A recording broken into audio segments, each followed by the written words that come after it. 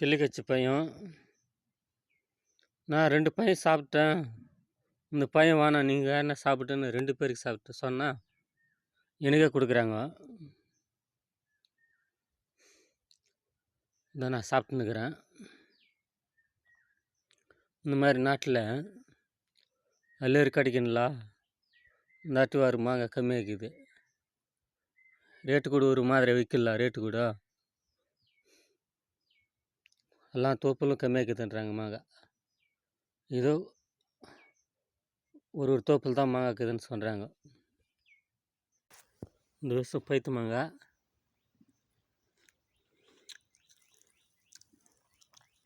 Taste நல்லா இருக்குது.